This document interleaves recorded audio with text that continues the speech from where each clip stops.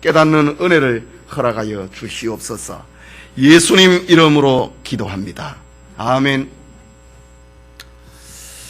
소아시아의 가장 아름다운 도시, 향료의 이름 중 모략이라고 하는 뜻을 가진 서머나는 바다에서 내륙으로 이어지는 만과 그리고 병풍처럼 도시를 둘러싸고 있는 두 개의 형제산인 시풀과 니필산의 아름답게 조화를 이루고 있는 도시입니다.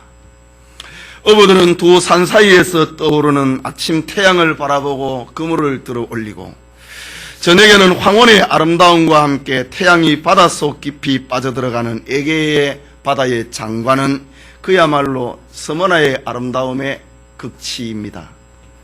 서머나를 가본 시인과 역사가들은 어김없이 서머나를 극찬하는 노래를 내놓고 있는데, 유명한 철학자 아리스토텔레스는 서머나는 아시아의 자랑이다, 아시아의 꽃이다, 아시아의 단장이다, 아시아의 멸관이다 라고 극찬했습니다.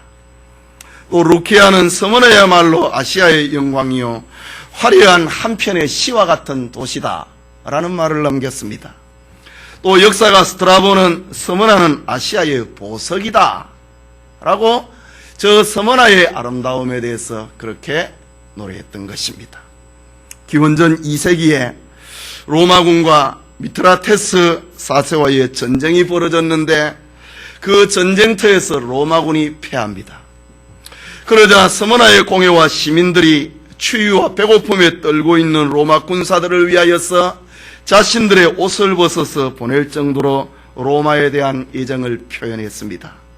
그래서 훗날 키케로는 서머나를 가리켜서 로마 제국의 가장 아름다운 우방이며 제국에 가장 충성하는 도시다 라고 극찬했습니다.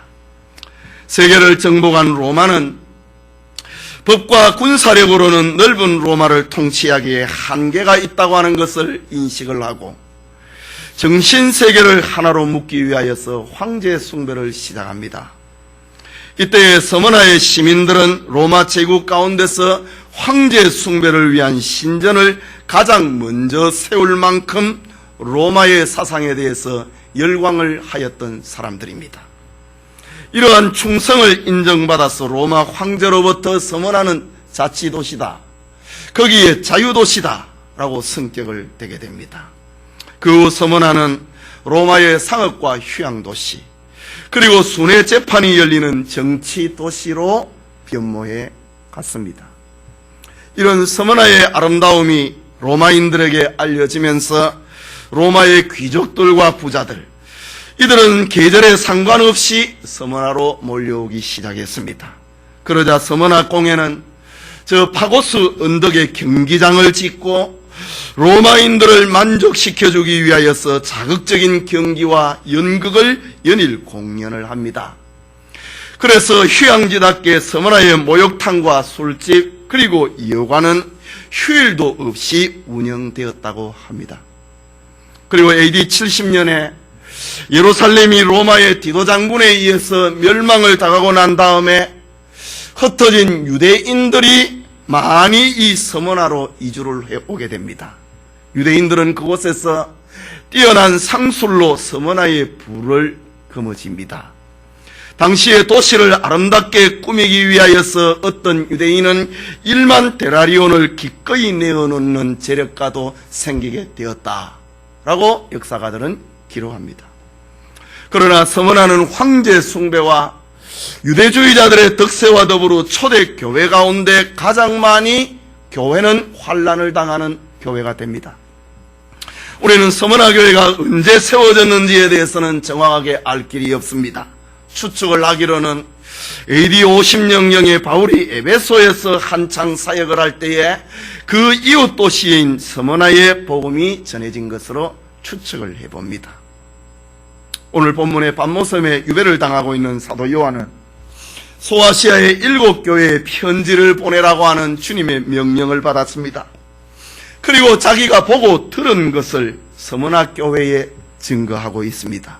이 시간 서머나 교회라는 제목으로 하나님의 말씀 받기 원합니다. 첫째로 서머나 교회의 실상과 칭찬입니다. 요한계시록 2장과 3장에 보면은 소아시아에 등장하는 7교회가 나오는데 이들 7교회 가운데 사대교회와 라오디게아 교회는 한마디의 칭찬도 없이 꾸중만 듣는 교회입니다. 그리고 에베소 교회, 버가모 교회, 두아디라 교회는 칭찬과 더불어 책망도 받는 교회입니다. 그러나 스무나 교회와 필라델피아 교회는 한마디의 꾸중도 없이 칭찬만 듣는 교회로 나타납니다. 이러한 교회의 모습은 1세기 말의 교회의 모습뿐만이 아니라 오늘의 교회의 모습이기도 합니다. 칭찬을 들었다. 오늘날의 사람들의 그 교회를 보는 기준은 참 세속적입니다. 참 경제 원리를 가지고 사람들은 교회를 진단을 합니다.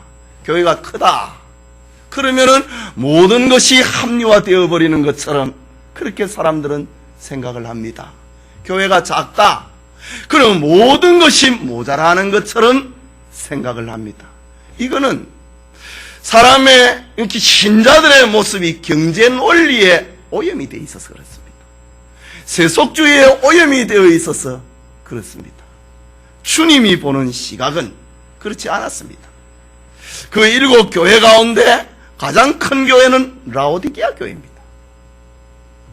이 라오디게아 교회는 한마디의 칭찬도 없이 책망만 들었던 교회입니다. 오늘의 시각에서 만약에 라오디게아 교회를 본다면 사람들은 부러움에 가득 차 있었을 것입니다. 왜? 가장 부자들이 모이는 교회였기 때문에 그렇습니다. 그러나 주님이 볼 때는 가장 책망을 많이 받았던 교회입니다. 그러나 작은 모습을 가지고 있었지만은 주님 앞에 칭찬받은 필라델피아 교회, 중년교회의 모습을 가지고 있었지만은 주님 앞에 칭찬을 받았던 오늘 스무나 교회의 모습은 정말 주님이 보시는 시각이었다라는 것입니다. 스무나 교회는 주님으로부터 칭찬받을 만한 몇 가지 특징을 가지고 있는데 그 첫째는 환난을 통과한 교회였습니다. 본문 9절 말씀에 내가 네 환난과 궁핍을 아노니 라고 했습니다. 여기 환난이라고 하는 말은 구체적으로 압박이라고 하는 말입니다. 마치 무거운 물건에 눌려서 깨어지고 부서져 버리는 상태, 견디기 어려운 그 무게를 감당할 수 없어서 부서져 버리는 거 있잖아요. 밑에 놓이면은 너무 많은 것을 올려놓으면 부서집니다. 이런 걸 가리켜서 압박이고 그 환난이라는 말이 거기에서 나왔습니다. 당시에 숨막히는 고난이 스무나 교회를 짓누르고 있었다고 하는 것을 보여주는 말입니다. 즉 황제 숭배의 중심지에 자리 잡은 스무나 교회는 황제 숭배를 거절한다고 하는 이유로 로마에 충성하는 사람들의 표적이 되고 말았습니다. 이때 성도들은 재산을 몰수당했습니다. 교인들의 집은 빼앗겼습니다. 성경은 불태워졌습니다. 여자와 아이들은 여종이나 노예로 팔려갔습니다. 남자들은 광산의 노예로 끌려갔습니다. 흩어진 교인들은 땅속에서 굴을 파고 굴 속에서 하나님 신앙을 가지고 예배드렸던 사람들입니다. 이처럼 서머나 교회의 성도들은 로마의 권력에 굴복을 하여서 황제 숭배에 참여하기보다는 신앙을 지키기 위해서 고난을 택했던 사람들입니다. 오히려 고난받는 것을 저들은 신자로서의 당연한 것이다. 그것이 서머나 교회 성도들의 마음이요 믿음이었습니다. 뿐만 아니라 서머나 교회는 9절 말씀에 내가 네 환난과 그 다음에 나오는 말 궁핍을 아노니 라고 했습니다. 궁핍이라고 했습니다. 이거는 문자 그대로 가난입니다. 다 빼앗겨버렸습니다. 황제 숭배를 거절한다고 하는 이유 때문에 직장에 쫓겨났고요, 집을 빼앗겼고요, 재산을 몰수당했습니다. 그러니 서머나 교회 신자들의 가난과 궁핍이 얼마나 컸겠느냐 이거지요. 저들은 아멸과 토굴에 숨어 살면서 신앙을 지켜야 했습니다. 그러니 그들에게 찾아온 것은 가난이 양식이었습니다. 젊은이는 허기진 배를 어루만져야 되었고 아이들은 배고파 울었고 노인들은 어복이 없어서 떨면서 바위 틈에서 지내야만 했습니다. 그러나 서문화교회 성도들은 이런 굶주림과 가난 속에서도 주님을 바라보았다. 믿음을 지켰다. 지금 주님으로부터 칭찬 듣고 있는 장면입니다. 뿐만 아니라 저들은 유대인의 회방을 받았던 교회입니다. 7절 중간에 자칭 유대인이라 하는 자들의 회방도 아노니 실상은 유대인이 아니요 사탄의 회라. AD 70년에 아까 말씀드린 것처럼 AD 70년에 유대가 로마에 의해서 멸망을 당하고 난 다음에 그 피난온 간 사람들이 서문화에 많이 몰려갔습니다. 그리고 거기에서 불을 거머쥐었습니다. 그런데 그 가운데 유대인들 가운데 예수 믿는 신자들이 생기게 된 것입니다. 그러자 유대주의자들은 기독교를 향하여서 적개심을 품게 됩니다. 그리고 관원들을 동원하여서 가차없이 핍박을 하도록 중상모략을 냈습니다. 원수가 내 집안에 있는 사람이라고 예수님이 말씀하신 것처럼 저 유대주의자들, 예루살렘과 팔레스틴에서 온 유대인들이 서문화에 있는 신자들을 박해하는데 앞장섰다라는 말입니다. 저는 지난날 사울처럼 자신들이 하나님의 뜻을 행한다고 생각을 했습니다. 그러나 주님께서는 그들을 가리켜서 유대인이 아니라 사탄의 회다, 사탄의 공동체들이 되었구나 라고 주님은 유대주의자들을 향하여 꾸짖고 있습니다. 그런데 서문화교회 성도들은 저 유대주의자들로부터 중상모략을 받으면서도 믿음을 지켰다라는 말입니다. 이렇게 서문화교회 성도들은 정치적으로, 사회적으로, 경제적으로 또 유대인들로 말미암아 평안한 날이 없었습니다. 저들은 환난 때문에 한숨 쉬어야 됐고 가난 때문에 많이 울어야 했고 저들은 유대인들의 중상모략 때문에 생명의 위협에 직면해야 했던 것입니다. 그런데 이 순교자의 고장 서문화에 부활하신 예수님께서 나타나고 계시는데 그분은 1장에 나타나신 예수님의 모습이었는데 1장에 나타난 예수님의 모습 가운데 가장 영광스러운 모습, 죽었다가 다시 살아나신 이로 예수님께서는 서문화교회 성도들에게 나타나고 있습니다. 그리고 말씀하십니다. 9절에 내가 네 환난과 궁핍을 안다. 지난 시간에 말씀드린 것처럼 이 7 교회에 주님이 들려주고 계시는 안다라고 하는 헬라말, 오이다라고 하는 말입니다. 이 말은 지식적으로도 알고 감정적으로도 알고 삶을 통해서도 아는, 전인격을 통해서 아는 알미입니다. 주님이 다 알고 있다 이거죠. 너희들의 생각을 알고 있고 너희들의 눈물도 알고 있고 너희들의 그 믿음을 지키려고 하는 그 삶도 알고 있다라는 말입니다.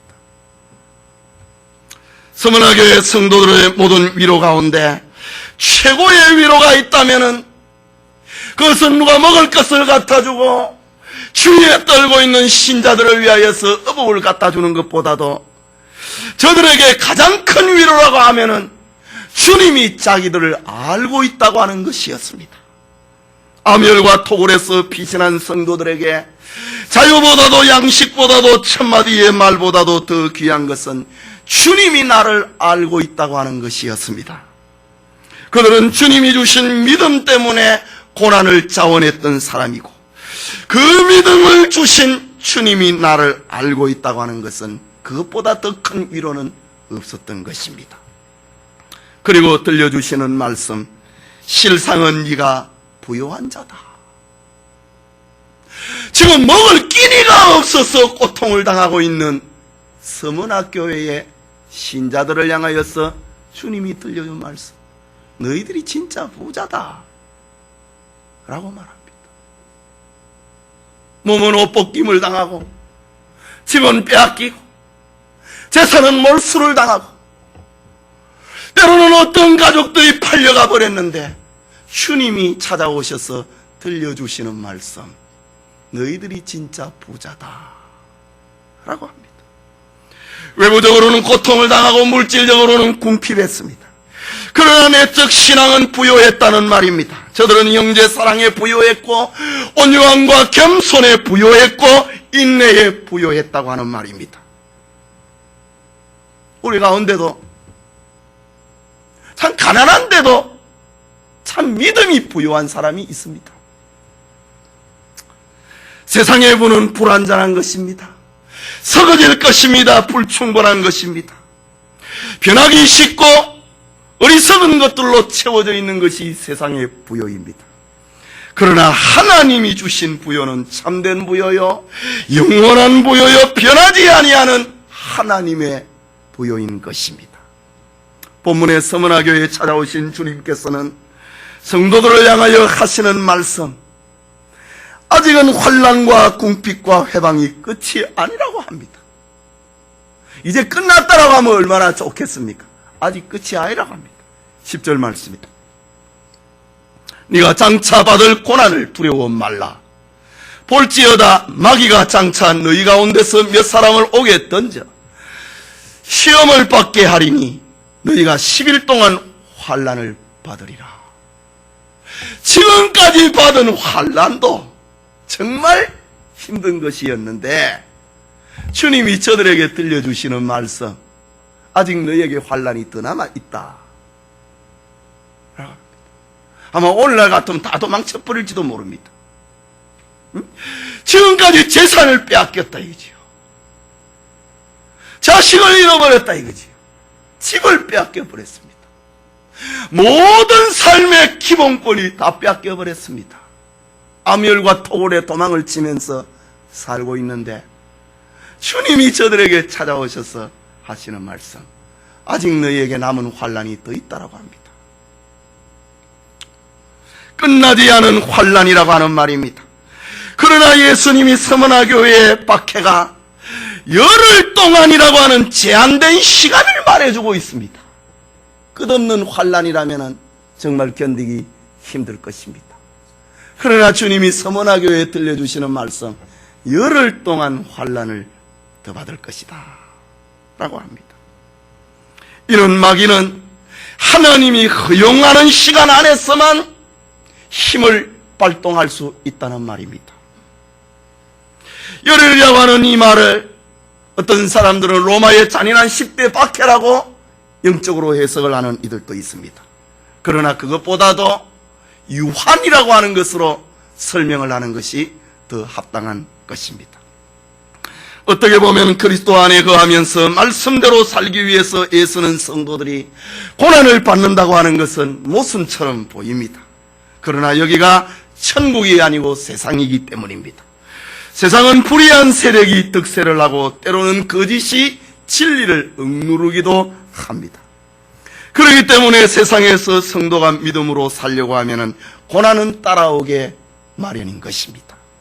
그런데 오늘날 얼마나 많은 성도들과 교회들이 고난이 싫어서 세상과 타협을 하고 고난이 싫어서 묵인을 해버리고 많은 경우가 많습니까? 그러나 참된 성도는 믿음과 주님을 위하여서 고난을 택할 용기를 가져야 됩니다. 우리 주일 아침마다 저 박해받는 교회에 있는 성도들의 모습을 한 장면씩 봅니다. 저들의 공통점은 나는 고난받을 준비가 돼 있다고 하는 겁니다. 참, 박해 가운데서 살고 있는 신자들의 공통점입니다. 나는 준비되어 있다 이거지. 서문학교의 성도들이 그랬다 이거지. 하나님의 말씀대로 산다. 믿음대로 산다. 그것은 주님을 위하여서 고난받을 용기가 있는 사람입니다. 고난당할 때 오히려 당당하게 기뻐해야 됩니다. 왜냐하면 이것이 주님이 말씀하신 좁은 길이요 십자가의 길이요 신앙의 길이기 때문입니다. 역사상 화려한 주택이나 따뜻한 옷이나 포식을 하면서 평안한 자리에 산 신자들은 다시 사신 예수님을 알기에는 참 어려웠습니다. 가시에 찔리지 않는 장미꽃을, 가시에 찔리지 않고는 아름다운 장미꽃을 꺾을 수 없듯이 말입니다. 십자가 없이는 면류관이 없기 때문입니다. 그러나 서문화교회 성도들은 믿음의 길, 좁은 길을 가면서도 소망을 품었습니다. 참고 견디면서 살았습니다.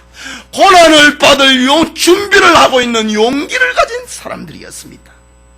이처럼 서문화교회는 고난 속에서도 예수님을 향한 순수한 신앙을 잃지 않는 참된 교회상을 오늘 우리에게 보여주고 있다. 그것입니다.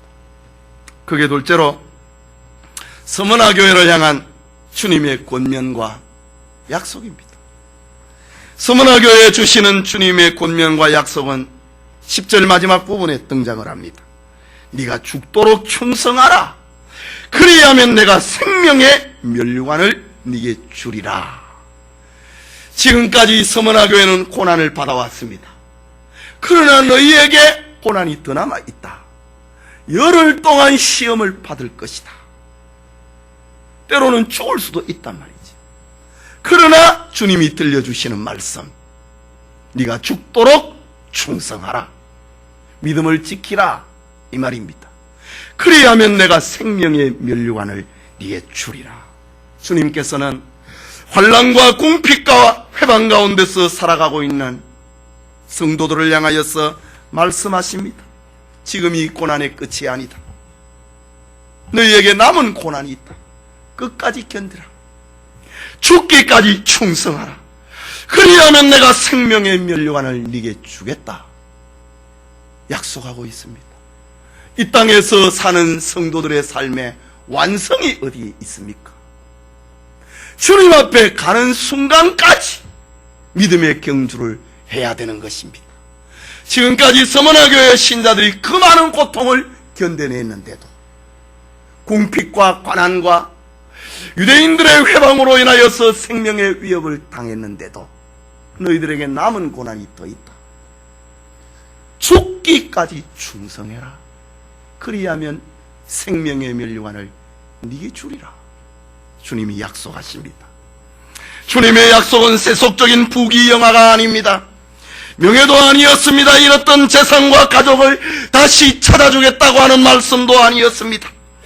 저들의 사업장도 아니었습니다. 주님은 믿음의 선한 싸움을 사는 성도들에게 없어지거나 시들어버리는 세상의 명예와 부가 아니라 영원한 생명의 면류관을 너에게 주겠다 라고 약속하고 계십니다. 성도님, 어려운 상황 속에서 신앙을 포기를 하지 아니하고 묵묵히 고난을 받아들이는 것이 때로는 어리석게 보일 수도 있습니다. 그러나 서문화교회는 믿음을 포기하지 않았습니다. 고난을 자기의 것으로 당연히 받아들였습니다. 저들은 세상에서는 비록 초라하고 볼품없게 보였을지는 몰라도 주님은 그들을 귀히 보셨습니다. 저들에게 가장 귀한 가치인 생명의 면류관을 내가 너에게 주겠다. 너희들은 극한 가난 중에 살고 있지만 너희들이 진짜 부자다. 믿음을 지켜라. 끝까지 지켜라. 죽기까지 믿음을 지켜라. 그리하면 생명의 면류관을 너에게 줄 것이다.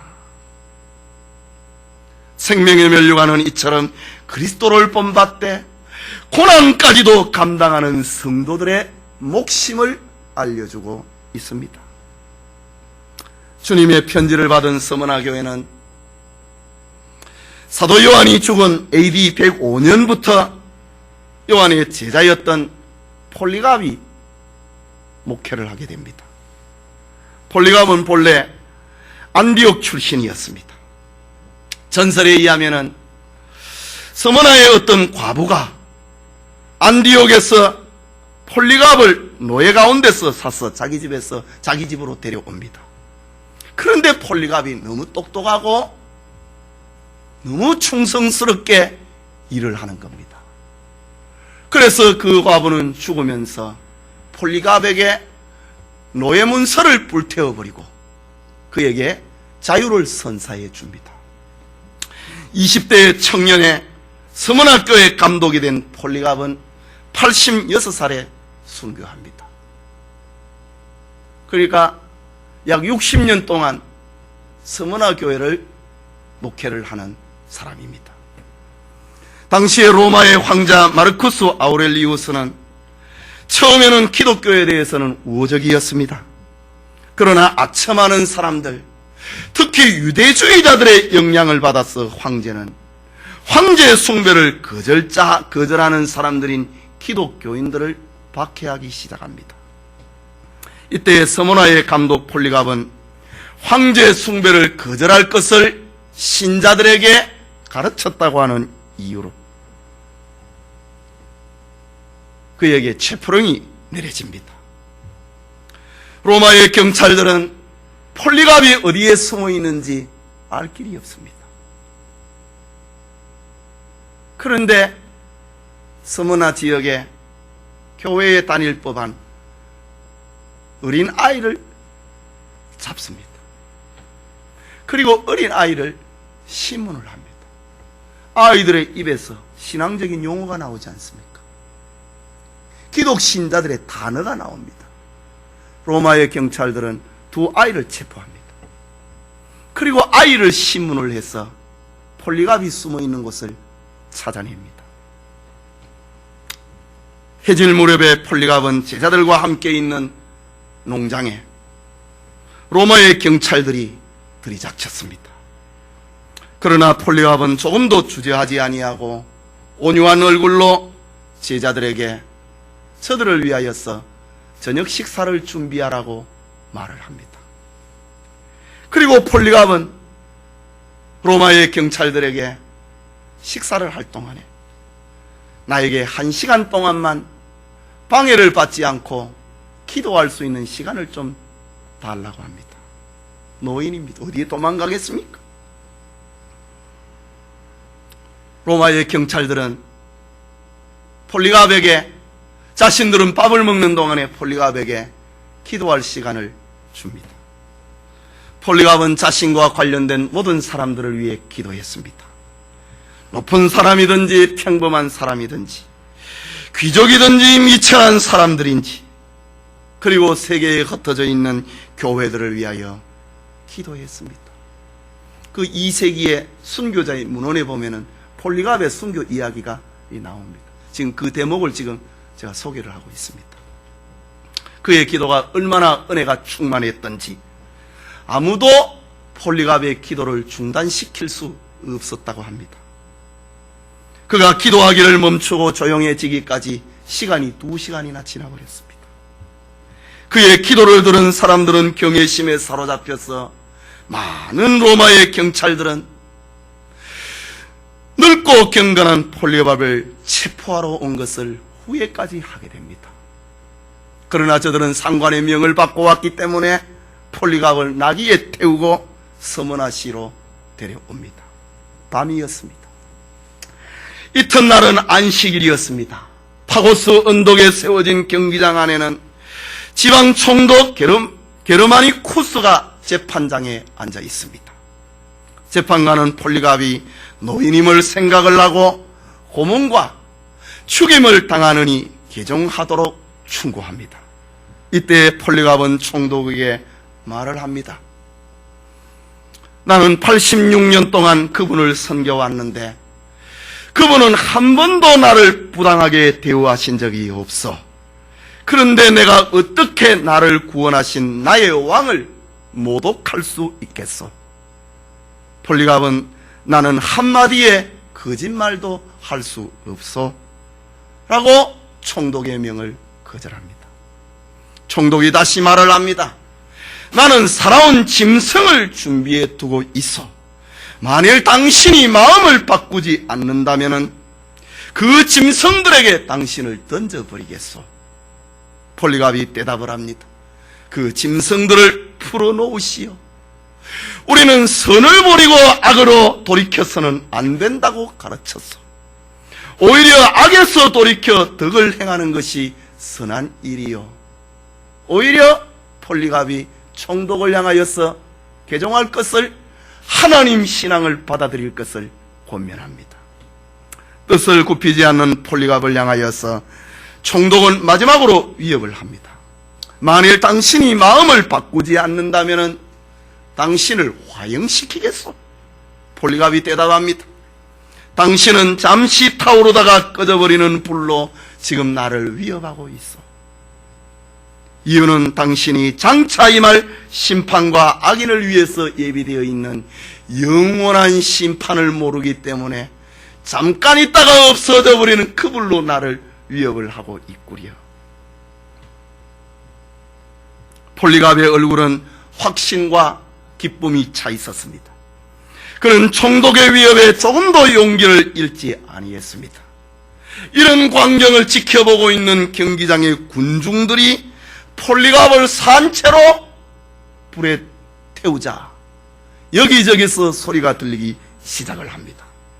그리고 흥분한 군중들은 상점이나 목욕탕을 달려가서 장작과 밀집을 가져오고 단을 만들고 그 위에 폴리갑을 세웁니다.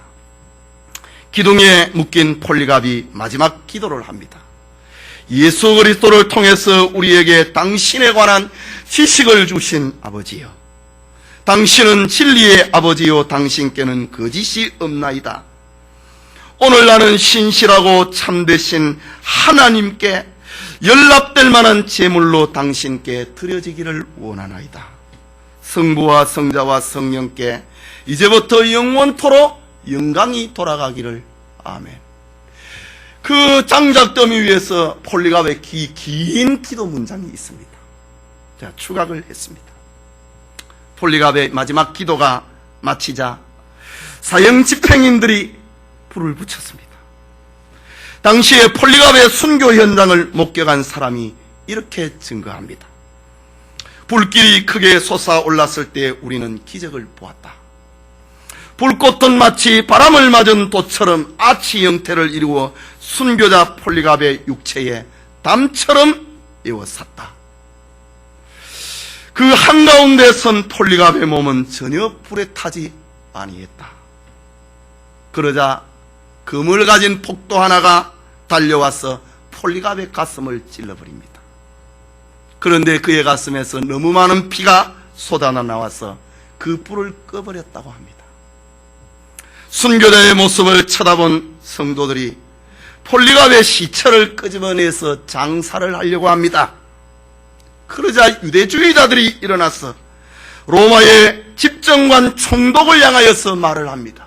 만일 저들에게 폴리갑의 시체를 내어준다면 그가 나사렛 예수처럼 살아났다고 거짓말할 것입니다. 그러니 그 시체를 공개적으로 불에 태워야 됩니다. 유대주의자들이 들고 일어났습니다. 총독은 겁이 났습니다. 두려웠습니다. 그리고 폴리갑의 시체를 공개적으로 태워버렸다 라고 당시의 기록에 그렇게 나옵니다. 이렇게 순교자의 피로 다져진 서머나 교회는 로마 시대 250년간의 박해를 견디어낸 교회가 됩니다. 서머나 교회에 임한 박해는 폴리갑이 혼자 말할 것도 없이 성도들도 고난의 행렬에 동참하기 시작했습니다. 그때의 성도들도 로마 군인들에 잡혀가면서 오 주여, 주님은 나를 위하여 손발에 못 박히시고 옆구리에 창에 찔리셨는데 나의 이 환난이야 주님이 받으신 고난에 비할 수 있으리까? 라는 말을 남기면서 믿음을 배반하지 않았다고 합니다. 역사가들은 기록을 하기를 서머나 교회 성도들이 체포되어서 순교의 현장으로 끌려갈 때에 저들의 모습은 마치 결혼식장에 가듯이 조금도 두려워하지 아니했다. 여러분, 결혼식장에 가면서 공포 분위기에서 가는 사람이 있습니까? 서머나교 폴리갑의 순교를 경험을 하였던 저 서문학교의 신자들은 사형 형장에 잡혀가면서 저들의 얼굴은 마치 결혼식장에 참석하는 사람들처럼 보였다고 합니다. 저들은 빛난 얼굴로 즐거운 여행을 떠나는 사람처럼 웃는 낯으로 서로에게 하늘나라에서 다시 만납시다 인사를 하면서 저들은 끌려갔다고 합니다. 서머나 시민들이 로마 황제에게 그렇게 열정적으로 충성을 다했듯이 서머나 교회 성도들은 세상에서 그들의 생명을 포기함으로 주님께 충성을 다하는 교회가 되었던 것입니다. 이러한 순교 신앙은 서머나 교회에만 국한된 것이 아닙니다. 기독교 2000년 역사에 순교자들의 피가 거름이 되고 영양분이 되었습니다. 그래서 초대교회 거부 터툴리아는 순교자의 피는 교회의 씨앗이라고 하는 말을 남기기도 했습니다. 우리 한국교회 역시 순교자의 피 위에 세워진 교회입니다. 일제의 억압과 공산주의자들의 핍박을 통과하면서 한국교회는 순교자 위에 세워진 교회, 그 신앙을 가진 교회가 된 것입니다. 여러분, 집이 가난할 때에 의진 아내를 요구를 합니다. 나라가 어지러우면 의진 신하를 요구한다고 하는 말이 있습니다. 교회가 어려움을 당하면 참으로 충성된 일꾼을 부르고 있는 것입니다. 충성은 말로 하는 것이 아니고 맡은 일에 믿음과 힘을 다하는 것이 충성입니다. 사도 바울 역시 우리 주님을 위하여서 충성을 다했던 사람입니다. 그는 마지막으로 고백을 하기를 내가 선한 싸움을 싸우고 나의 달려갈 길을 마치고 믿음을 지켰으니 이제후로는 나를 위하여 의의 면류관이 예비되어 있도다. 나뿐 아니라 주의 나타나심을 사모하는 모든 자에게니라 라고 했습니다. 바울에게만 해당되는 것이 아니라 주님을 따라가는 참된 성도 모두에게 해당이 된다고 하는 말씀입니다. 이 밤에 예배드리는 성도님, 서머나 교회는 종교적으로 유대주의자들의 공격을 받았고 정치적으로는 황제 숭배의 강요로 인하여서 많은 박해와 순교자들을 생산해내었습니다. 또 경제적으로는 극심한 궁핍을 겪었던 교회였습니다. 그러나 서머나 교회의 믿음만은 그 어느 교회보다도 부유했고 그들의 삶의 내적인 부분은 정말 흠잡을 것이 없었습니다. 이것은 참된 교회, 순수한 교회의 모습을 우리에게 보여주고 있는 것입니다. 여러분, 많은 것을 가져야 믿음이 좋아지는 거 아닙니까? 많은 것을 가져야 주의 일을 할 수 있는 것이 아닙니다. 많이 배워야 좋은 집에 살아야 자식이 잘 돼야 예수님을 잘 믿고 주의 일을 잘할 수 있는 것이 아니라는 말입니다. 서문학교에는 환난과 궁핍 속에서 주님을 잘 믿는 것이 어떤 것인가를 우리에게 보여주는 교회상입니다. 오늘날에도 예수님을 주님으로 고백하는 사람에게는 여러 사람들과의 여러 갈등이 있고 특히 복음을 방해하는 무리들로부터 고난을 받게 됩니다. 이러한 박해와 고난 가운데서 주님을 향한 믿음과 충성으로 생명의 면류관을 받아야 되는 것입니다. 그것을 소망을 하면서 낙심하거나 의심하거나 두려워하지 않고 용기를 가지고 믿음을 지켜야 된다는 것을 우리에게 교훈하고 있습니다. 위트 가운데 교회에 세 가지 꾼이 있다고 하지요. 그것은 일꾼, 구경꾼, 회방꾼. 그 구경꾼은 팔짱만 끼고 교회 일이 어떻게 되는가 보자 하는 사람이고, 회방꾼은 될 일도 안 되게 만드는 사람이고, 그러나 하나님의 교회는 충성스러운 주님의 일꾼들에 의해서 세워져 가는 것입니다. 여러분은 어떤 류의 성도라고 생각을 합니까? 일꾼입니까?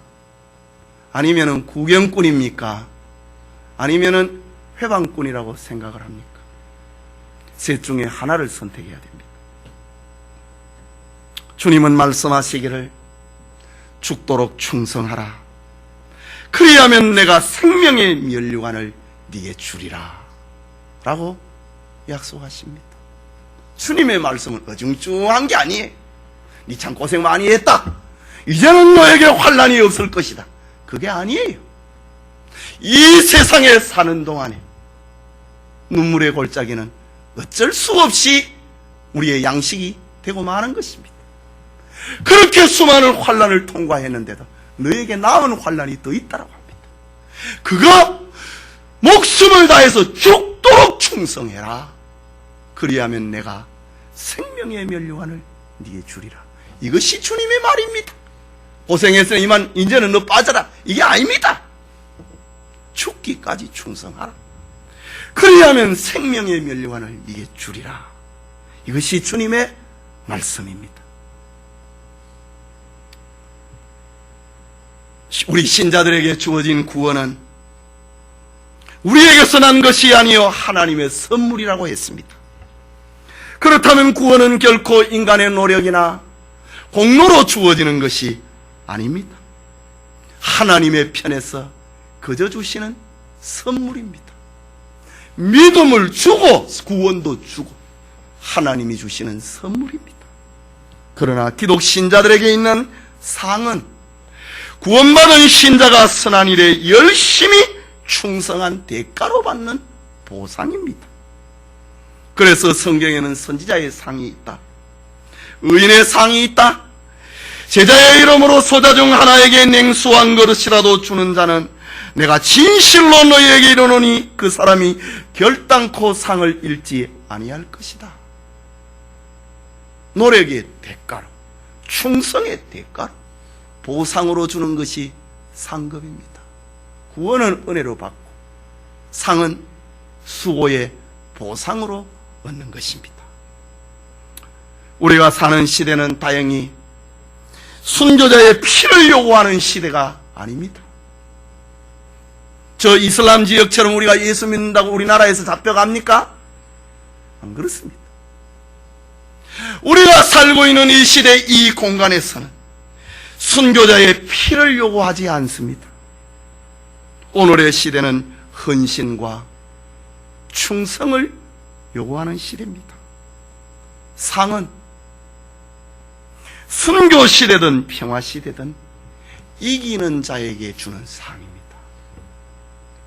이기는 자에게 11절 말씀에 귀 있는 자는 성령이 교회들에게 하시는 말씀을 들을지어다. 이기는 자는 둘째 사망의 해를 받지 아니하리라. 생명의 면류관을 받으니 둘째 사망의 해를 안 받지요. 상은 순교 시대든 평화 시대든 이기는 자에게 주시는 보상입니다. 우리 교회가 환난과 가난 중에도 부유하게 하시는 주님의 은혜를 체험하는 교회가 되기를 바랍니다. 주님으로부터 상을 받는 우리 교회가 되기를 축원합니다.